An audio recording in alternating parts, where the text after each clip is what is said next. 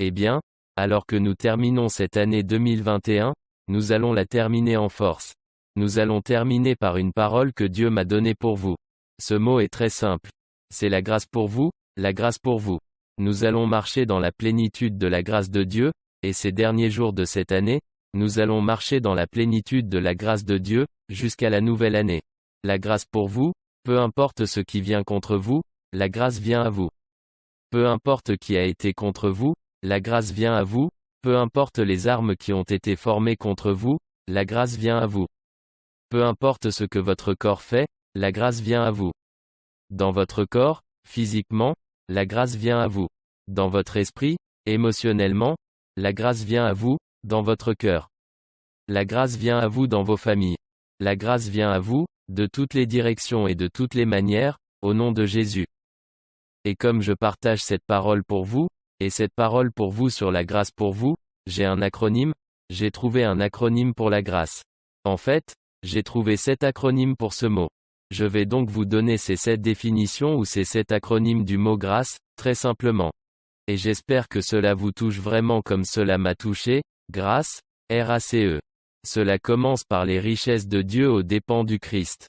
Les richesses de Dieu aux dépens du Christ, dans les Éphésiens, ou excusez-moi, dans l'Apocalypse chapitre 1, verset 4 dit, Jean aux 7 églises, qui sont en Asie, grâce à vous et paix de la part de celui qui est, et qui était, et qui vient, et des 7 esprits qui sont devant son trône.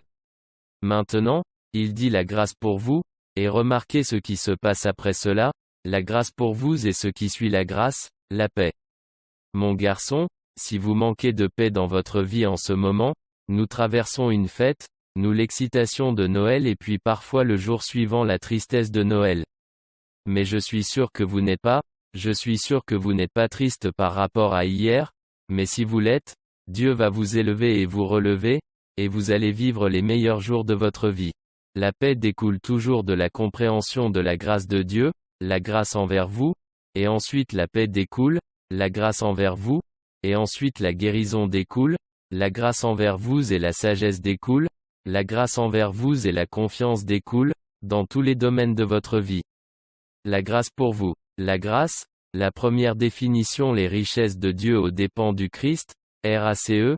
Quelles sont les richesses de Dieu aux dépens du Christ? Romains chapitre 8, verset 32. Celui qui n'a pas épargné ni retenu son Fils unique. Dieu n'a pas retenu Jésus. Il n'a pas retenu son Fils unique. Comment ne nous donnerait-il pas aussi, avec lui, librement, toutes choses? En d'autres termes, si Dieu ne vous a pas refusé Jésus, pourquoi pensez-vous qu'il vous refuserait une réponse à votre prière? Pourquoi? Pourquoi pensez-vous qu'il refuserait votre guérison? Pourquoi pensez-vous qu'il retiendrait la restauration de votre famille? Pourquoi pensez-vous qu'il refuserait de répondre à vos besoins? Tu vois, il ne retient pas ces choses et nous donner Jésus est la preuve que s'il nous a donné le meilleur, il nous donnera aussi le reste.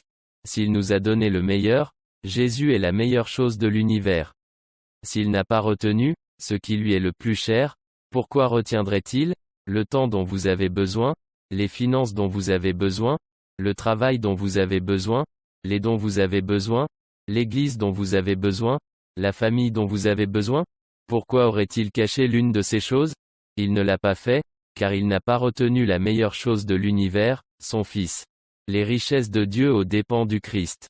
Lorsque nous parlons de richesse, nous parlons de la richesse de Dieu. Nous ne parlons pas d'une définition limitée du simple argent.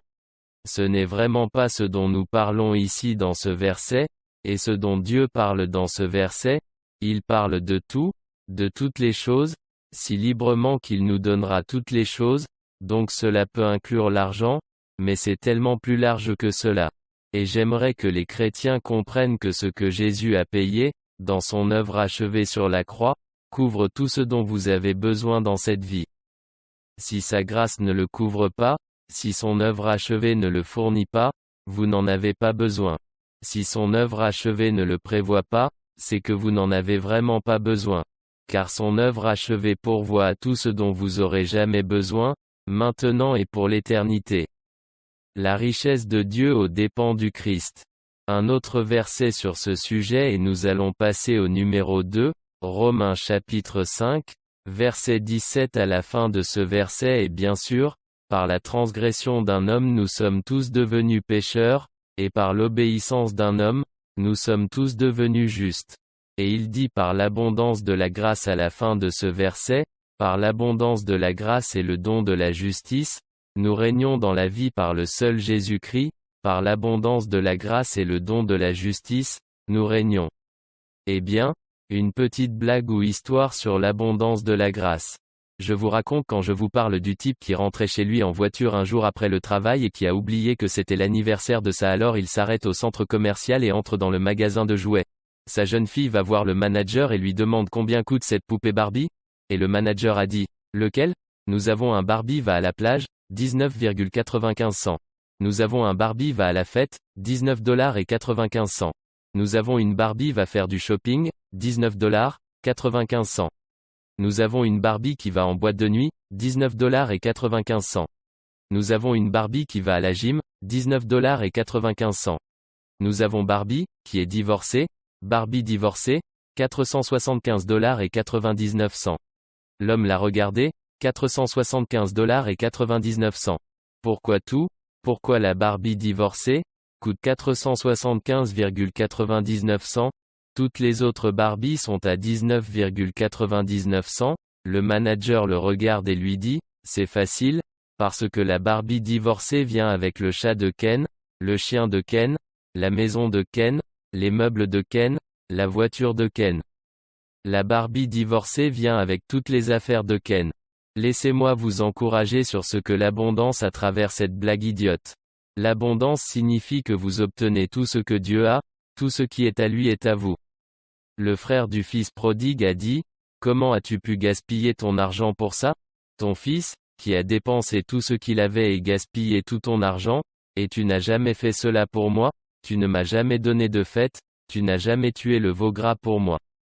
Et le père dit, mon fils, mon enfant, tu as toujours été avec moi, tout ce qui est à moi est à toi. Tout ce qui est à moi est à toi.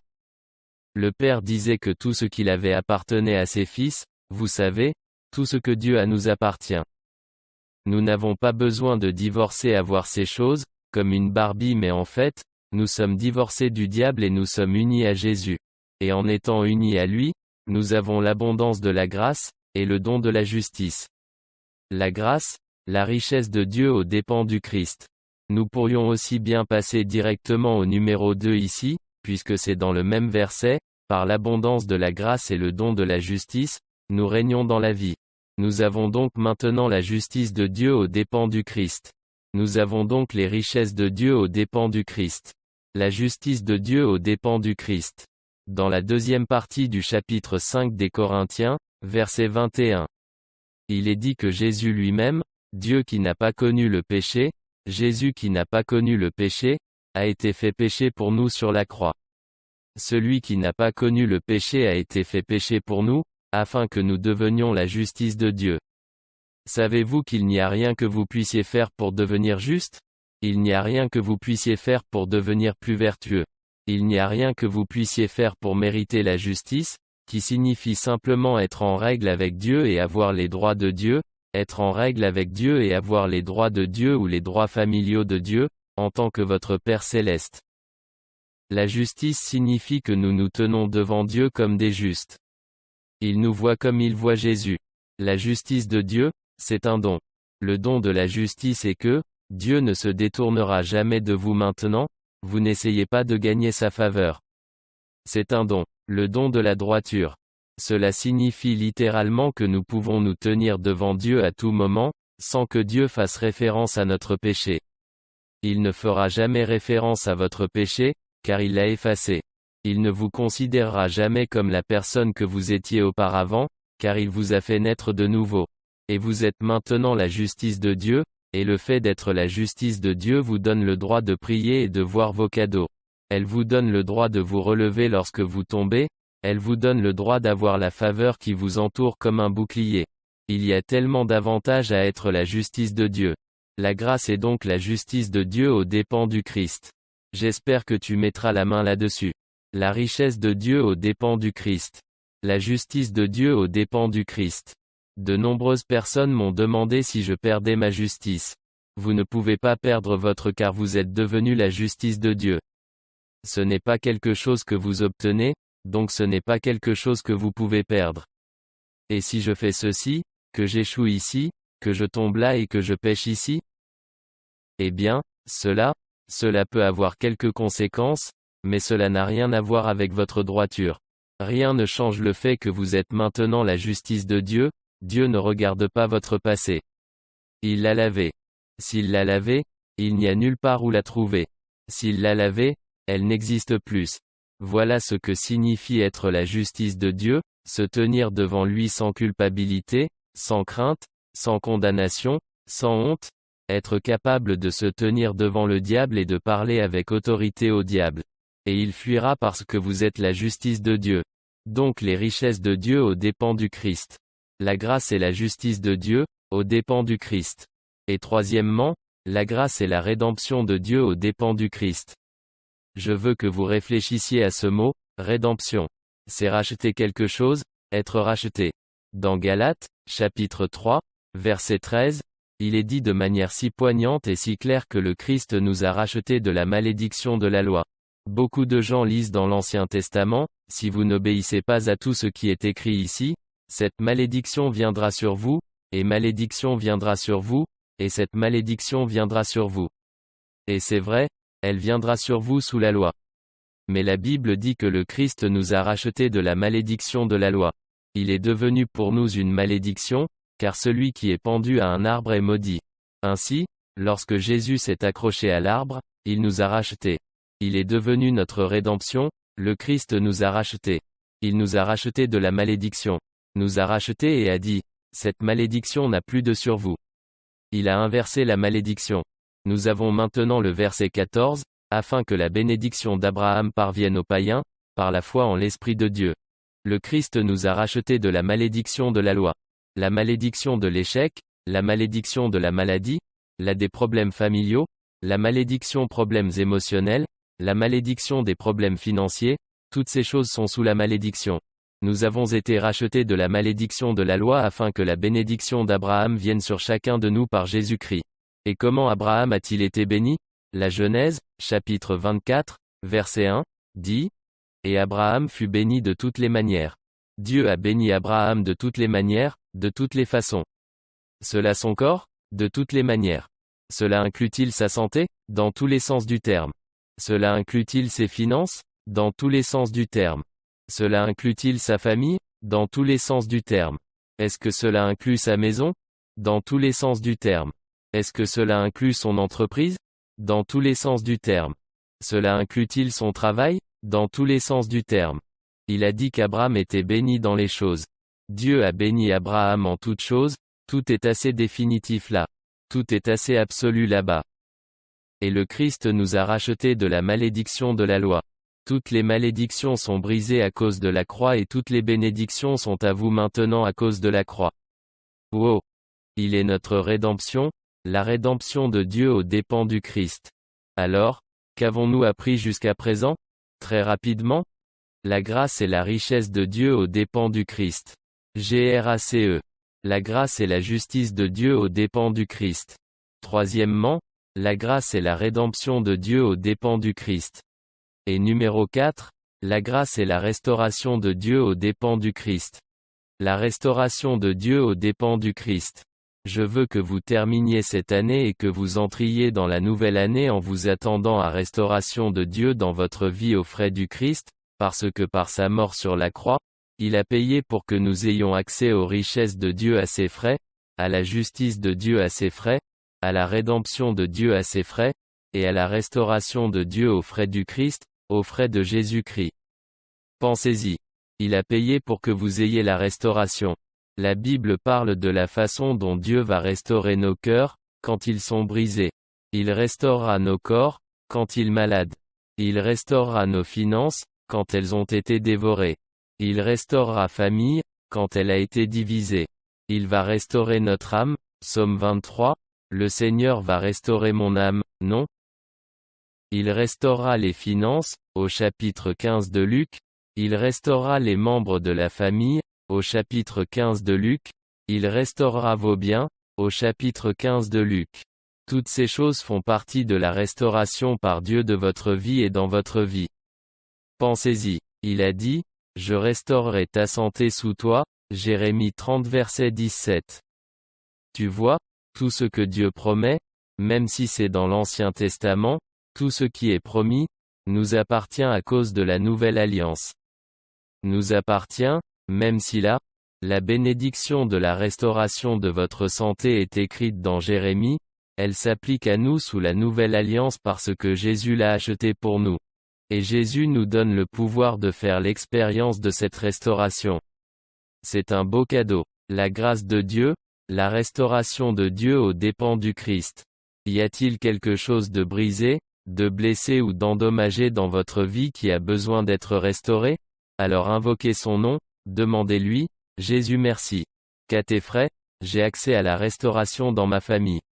J'ai accès à la restauration de mon âme, de mon esprit et de mes émotions. Mon esprit a été brûlé. Mon esprit a été meurtri. Mon esprit, mes émotions ont été endommagées. J'ai l'impression d'avoir perdu la tête. L'impression d'être un peu folle parfois. Eh bien, devinez quoi?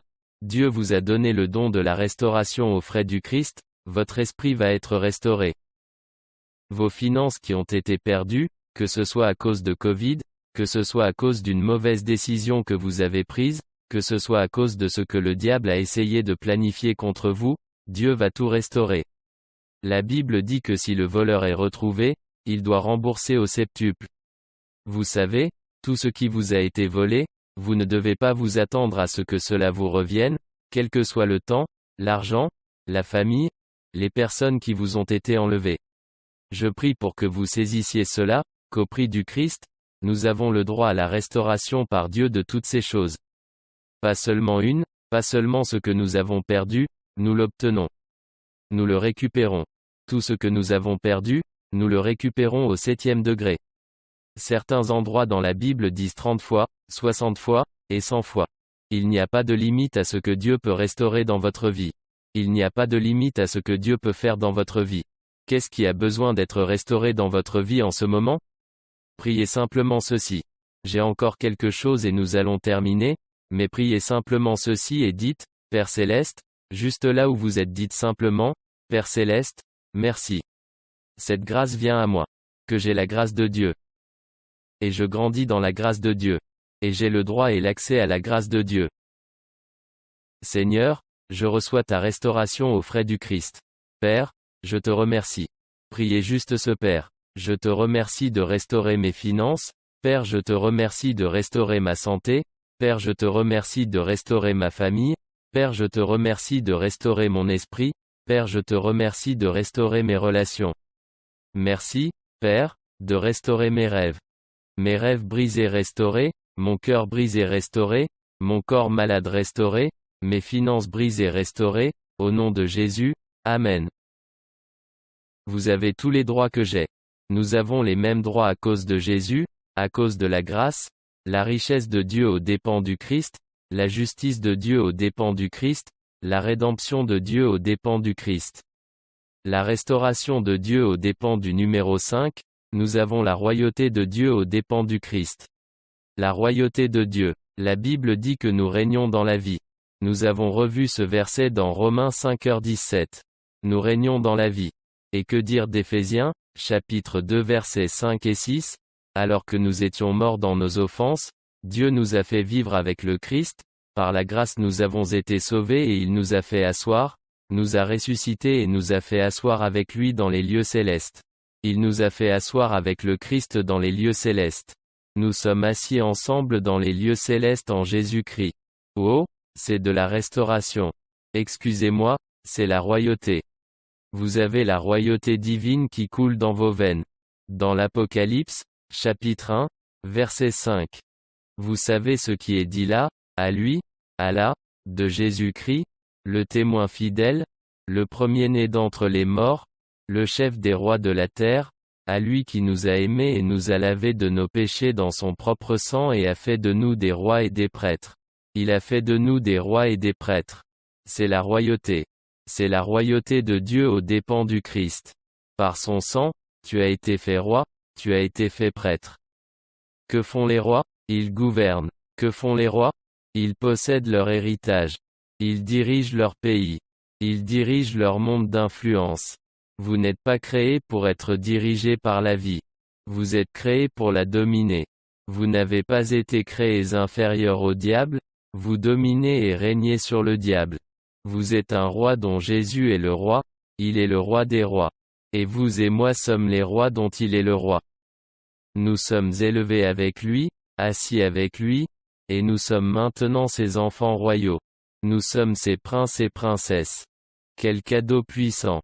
Et d'où cela vient-il? À quel prix? Aux dépens du Christ. On ne devient pas roi, on ne gagne pas son chemin pour devenir un roi, on doit naître dans la royauté. Et devinez quoi? Quand tu es né de nouveau, tu es né dans la royauté. Mec, le diable a essayé de faire tomber ta couronne. Tu redresses cette couronne sur ta tête. La Bible dit dans l'Apocalypse, chapitre 3, verset 11, Jésus a dit, que personne ne prenne ta couronne. Que personne ne prenne ta couronne. Comment quelqu'un pourrait-il prendre votre couronne? Si vous n'en avez jamais eu, parce que vous en avez une. Lorsque vous êtes né de nouveau, vous êtes couronné comme un roi en Christ. Vous êtes la justice de Dieu. Vous êtes la royauté. Et devinez ce que fait la royauté? La royauté détruit l'infériorité. Toute attitude que vous avez eue contre vous-même, toute pensée de condamnation que vous avez eue vous-même, tout sentiment d'infériorité et d'insécurité que vous avez eu contre vous-même, tout cela est effacé parce que vous êtes la justice de Dieu et vous êtes assis avec le Christ dans les lieux célestes. Et à cause de son sang, vous êtes maintenant, il a fait de vous un roi et un prêtre dans le Christ Jésus. Et en tant que royauté dans la famille de Dieu, la royauté détruit maintenant tout sentiment d'infériorité que vous avez jamais eu. Arrêtez de penser que vous êtes inférieur à cause de votre âge, de votre race, de votre couleur, de votre sexe, de votre situation financière, de votre popularité dans ce monde. Cela ne signifie rien pour Dieu.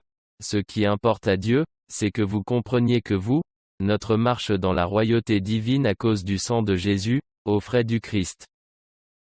Si tu t'en empares, tu ne pourras plus jamais être arrêté, et tu ne te sentiras plus jamais inférieur un autre jour dans ta vie. Et quand je sens que ces pensées essaient de s'opposer à moi, je me rappelle que je dois redresser ma oui, personne ne prendra cette couronne. Je suis la royauté, je suis un fils ou une fille de Dieu, vous l'êtes aussi. Numéro 6, la grâce et le repos de Dieu aux dépens du Christ. Le repos de Dieu aux dépens du Christ. J'aime ce qu'il dit, Jésus dit dans Matthieu 11, verset 29, Prenez mon joug sur vous car mon joug est facile, et mon fardeau est léger. J'adore ça. Mon joug est facile, mon fardeau est léger, car je suis doux et humble de cœur. Et vous trouverez le repos pour vos âmes. Vous trouverez le repos pour vos âmes. La Bible dit que nous avons accès au repos. Le repos de Dieu, par Jésus-Christ, par la foi en Jésus. Nous avons du repos pour notre âme. Notre âme est agitée sans le Christ. Notre âme est agitée sans la grâce. Notre âme est agitée sans la richesse de Dieu aux dépens du Christ, sans la justice de Dieu aux dépens du Christ, sans la rédemption de Dieu aux dépens du Christ, sans la de Dieu aux dépens du Christ, sans la royauté de Dieu aux dépens du Christ, sans le repos de Dieu aux dépens du Christ. Oh, vous pouvez avoir du repos à partir de maintenant jusqu'au retour de Jésus. Repos ne signifie pas seulement dormir. Se reposer signifie être assis, non? Nous avons déjà parcouru ce verset. Nous sommes assis avec le Christ dans les lieux célestes. Il nous a fait asseoir ensemble avec lui. La raison pour laquelle il dit que nous sommes faits pour nous asseoir avec lui, c'est que s'asseoir est l'expression du repos. S'asseoir n'est pas l'expression d'un effort, d'une tentative de faire en sorte que quelque chose se produise. S'asseoir comme une position de repos, et la grâce et le repos de Dieu aux dépens du Christ. Et enfin, numéro 7, la grâce et le réveil de Dieu aux dépens du Christ. Le réveil de Dieu aux dépens du Christ. Je crois que nous pouvons vivre dans l'esprit du renouveau. Et je vais vous dire ce que c'est très simplement. Quand je vous montre ce verset Actes, chapitre 3, verset 19, dans la traduction WNT et que je le tire d'un endroit où vous ne saviez probablement même pas que cette traduction existait, mais c'est un verset si puissant et il utilise ce mot. Parce que c'est ce qu'il signifie. Il dit, « Repentez-vous donc, et réformez votre vie, afin que l'enregistrement de vos péchés soit effacé, et qu'il y ait des saisons de réveil de la part du Seigneur. Concentrez-vous sur ces saisons de réveil de la part du Seigneur, des saisons de réveil, il utilise le mot pluriel. Il y a donc plusieurs saisons de réveil. Il n'y a pas qu'une seule saison. Il y a de nombreuses saisons de réveil, et il y utilise le mot repentir. Si peu de chrétiens comprennent vraiment ce que ce mot signifie. Le mot repentir vient du mot grec métanoïa ou métanoïa. Et cela signifie changer d'avis ou penser différemment, changer d'avis ou penser différemment. Ainsi, lorsqu'il dit repentez-vous et réformez vos vies, il veut dire changez votre esprit et pensez différemment à qui est Dieu, qui vous êtes, ce que Jésus a fait pour vous, pensez différemment. Et cela apportera une réforme. Le fait de penser différemment entraînera une réforme, qui se traduit littéralement par un retour à la raison. Repentez-vous, c'est-à-dire changez votre façon de penser. Changez cette vieille mentalité d'échec, changez-la ou débarrassez-vous de cette mentalité de vaincu. Débarrassez-vous de la mentalité de victime. Changez la croyance que le salut est quelque chose qui pourrait arriver ou venir à certains, mais pas à d'autres. Changez cette façon de penser, c'est par Jésus-Christ. Le réveil ne vient pas de la force de nos prières. Le réveil ne vient pas si nous chantons la bonne chanson. Le réveil arrive quand on l'attend.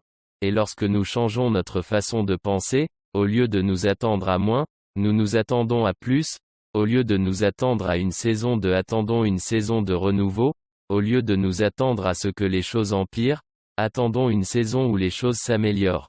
Au lieu de s'attendre à ce que les choses s'effondrent, croyons en une saison où les choses se mettent en place. Mec, c'est ce que vous allez vivre dans cette nouvelle année. C'est ce dont nous et c'est ce vers quoi nous allons, de gloire en gloire, de foi en foi. Le mot « réveil », d'ailleurs, signifie ceci, regardez ça, une reprise du souffle. Oh, qui a besoin de récupérer son souffle. La reprise du souffle, le rafraîchissement, un souffle d'air frais.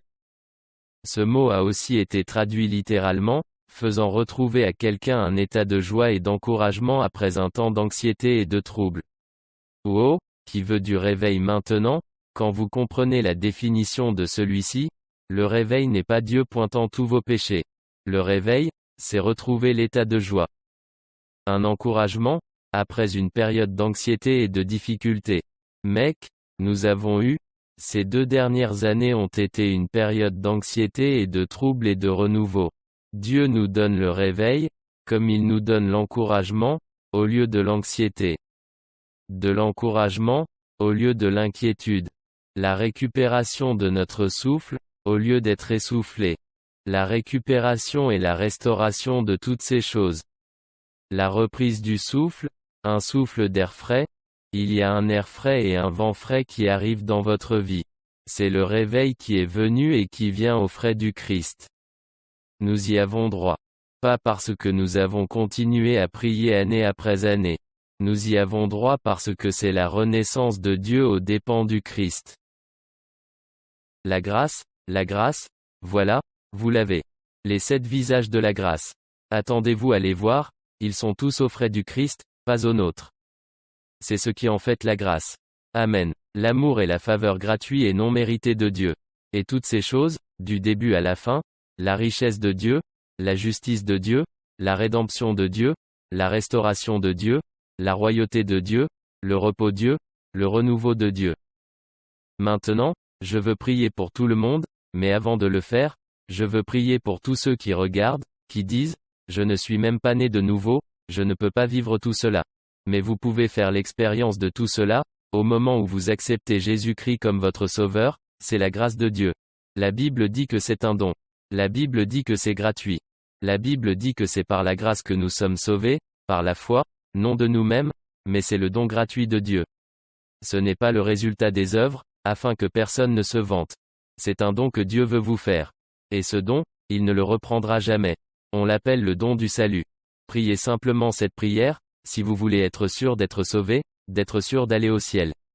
Et priez-la à haute voix. Dites juste Père Céleste, j'invite Jésus-Christ. Allez, dites-le à voix haute. J'invite Jésus-Christ dans ma vie. Jésus est mon sauveur. Je crois que Jésus est mort pour mes péchés et qu'il est ressuscité des morts, et je dis qu'à partir de ce moment, je suis un enfant de Dieu. Amen. C'est si simple, c'est juste le recevoir, l'abondance de la grâce reçue librement. Et toutes les choses que j'ai mal faites? Tout cela va changer. Tout va changer, et lorsque vous commencerez à voir une transformation dans votre façon de penser, cela apportera un renouveau dans votre, cela apportera la restauration dans votre, il apportera toutes ces choses dont nous avons parlé, parce que c'est la richesse de Dieu aux dépens du Christ.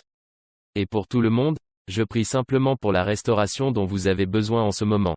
Je prie pour le repos dont vous avez besoin en ce moment. Je prie pour les richesses dont vous avez besoin en ce moment.